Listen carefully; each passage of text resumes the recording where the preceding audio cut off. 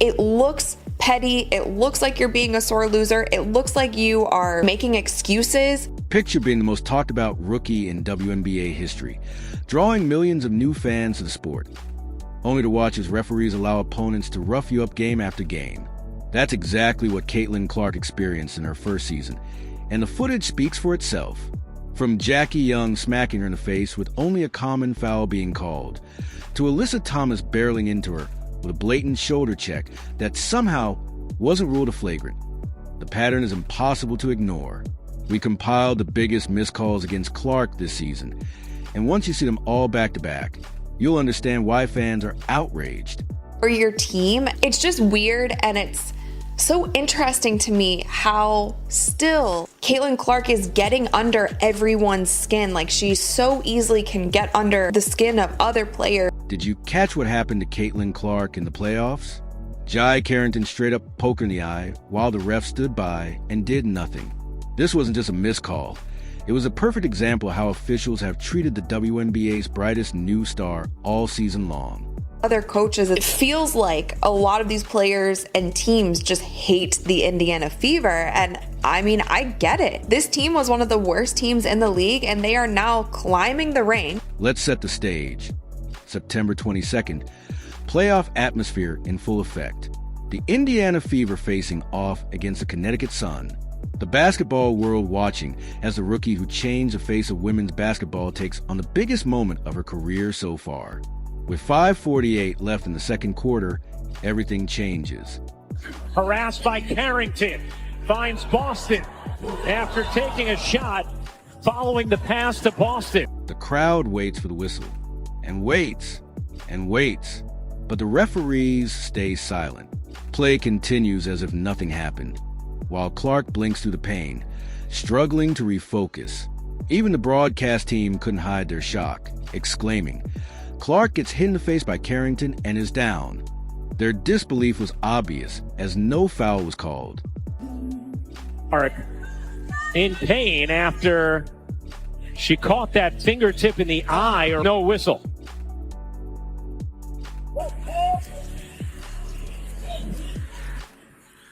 What makes this moment even more telling isn't just the missed call itself.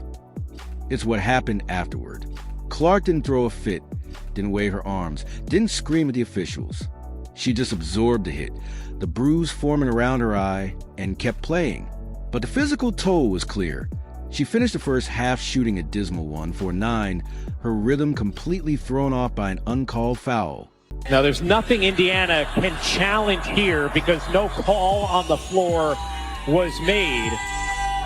Clearly not on purpose from Carrington, but also enough contact that it certainly could have been a personal foul. Meanwhile, fans weren't nearly as quiet. Social media erupted, calling it one of the worst officiated games in basketball history, an embarrassment to the league. The clips spread like wildfire, leaving viewers stunned at what they had just witnessed. You just see the poke in the eye, and one of the areas that Indiana has first game of the season here in this building, Ryan, is when that blitz comes to Caitlin Clark, how she is able to deliver the basketball to Aaliyah Boston. But here's the real issue. This wasn't a one-time thing. That eye poke was just the latest example of a season-long pattern of Clark being physically targeted with little to no protection from officials. Game after game, she endured hard fouls, body checks, and aggressive defense that crossed the line from competitive to dangerous.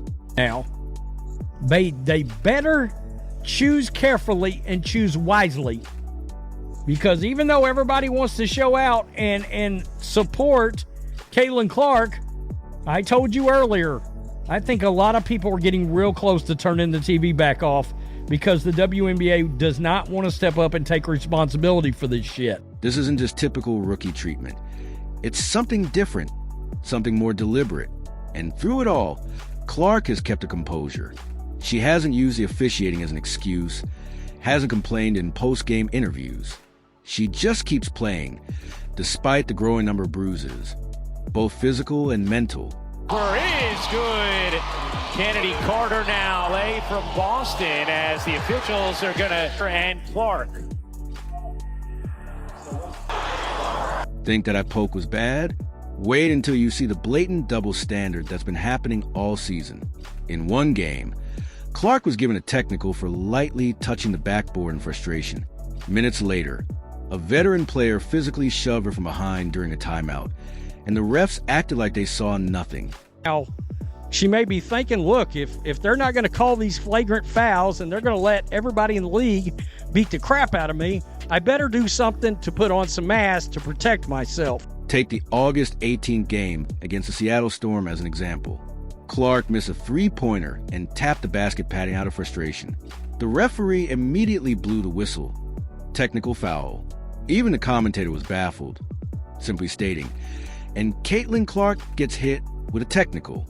Talk about. So the first one here is when Caitlin Clark got a technical for slapping the padding that is on the hoop. After the game, Clark explained, I got a technical for basically being mad at myself because I missed a three, and the ref told me it was disrespectful to the game of basketball.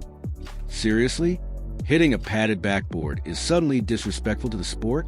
Meanwhile, real disrespect was about to happen, right in front of those same officials. Staying with her, preventing her from getting those touches. And Caitlin Clark gets hit with a tech. She was jawing for a while after that foul call on Aaliyah, but this one I think is about her frustration with missing that last three. Later in that same game, Skylar Diggins-Smith shoved Clark from behind during a timeout. This wasn't incidental contact. It was a deliberate push, in full view of everyone in the arena. And what did the referees do? Nothing. No technical. No warning. Not even an acknowledgement that it happened. The fans booed in disbelief. I got a technical for basically being mad at myself because I missed the three and then I went and hit the backboard, and he told me it was disrespectful to the game of basketball. So I don't know, it reminded me of the technical that I got in college where I said damn it, where it's like a personal frustration. Had nothing to do with my team, had nothing to do with their reffing, had nothing to do with other team. It was just because I'm a competitor and I felt like I should have been making more shots. So but I think he fired me up to continue to play a lot harder. I thought we got a lot better after he did that, so I want to thank him for that. Social media exploded. Fans couldn't understand how Clark could be punished for showing mild frustration toward an inanimate object, while a veteran player could physically shove her with zero consequences. This wasn't just inconsistent officiating. It was a clear pattern. Rookies like Clark were being held to impossible standards, while veterans seemed to have free reign. What makes this even more infuriating is how the rules seem to change depending on who's involved. Clark's minor emotional reaction was flagged instantly, yet when it came protecting her from physical aggression, the whistle mysteriously disappeared. The contrast couldn't be clearer. Rookies were getting technicals left and right, while veteran players got away with blatant fouls. Because I thought that we were turning the corner when it came to the jealousy and cheap shots in the WNBA, especially when it's not a basketball play. But as you can see here, Caitlin Clark is walking off the court, and Skylar Diggins, you can see her speed up and kind of dip her shoulder just so she can hit Caitlin Clark. Mind you, they are down 15, 16 points with 10 seconds left in the game right here. The WNBA is letting this happen to the very player who is carrying the league. She's the reason attendance is booming, the reason ratings are skyrocketing, and yet, instead of protecting her, they're allowing her to be treated unfairly. But the most impressive part? Clark isn't letting it break her. After that absurd technical, she said, I think it fired me up to play even harder.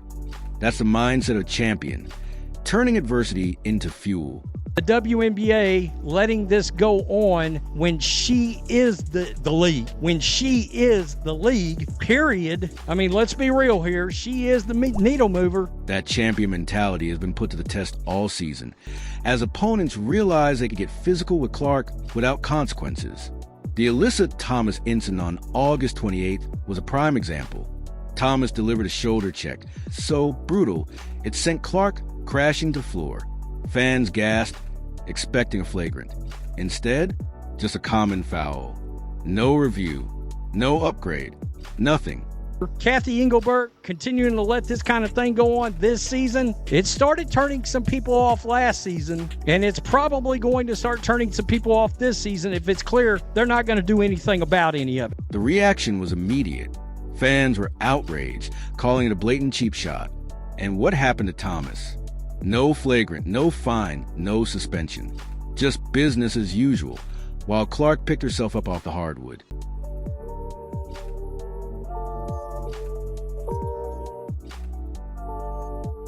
And if you thought that was bad, the September 11 game against Las Vegas was even worse. Jackie Young made direct contact with Clark's face, sending her stumbling backward. The crowd erupted in boos. Social media exploded, and the refs? Just another common foul. Another look here at the heavy contact. Even Fever coach Christie's sides couldn't stay silent anymore. "We've got to get better with the officiating," she said firmly. "We've got to get some of those calls." When a coach openly criticizes officiating, you know it's gotten out of control. Clark, the hesitation, working inside the reverse. Owen took a big hit there on Jackie Young, and the foul does come. And for the second time here in the last minute, we have seen this time two of the very best guards in all of basketball. The difference in how these plays are called is staggering. The same hits that would send NBA players to the locker room with flagrant foul are shrugged off when they happen to Clark. This isn't just unfair, it's dangerous.